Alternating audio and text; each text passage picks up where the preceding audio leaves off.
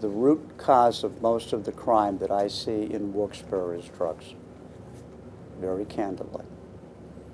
Okay, and I will, at some point in our conversation, give you a couple different examples.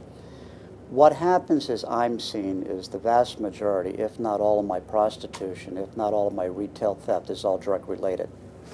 I've had 19, 20-year-old girls come before my court who were former high school cheerleaders, who went to college, got addicted, and because of that addiction, were out on the street selling themselves for $20 a pop so they could go out and get high. There is a demand for drugs out there. If there wasn't the demand for drugs, we wouldn't have the problem. Okay? I see it constantly. And right now, as you saw, we recently had a sting operation in the city of Wilkes-Barre. And according, if sufficient evidence to find those individuals guilty, gentlemen, you will be receiving a notice that has to appear in the paper where they're identified as such. Why? Because 5902 of the Crimes Code requires that. So what do you see, how do we start to tackle that issue in our community?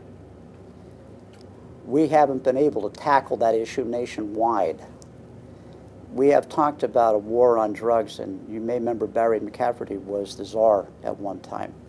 I'm not sure we've progressed all that far into it. We still have the demand. If you watch, you'll see most of the drugs that come into our area come in from New York, Newark, and the Philadelphia area.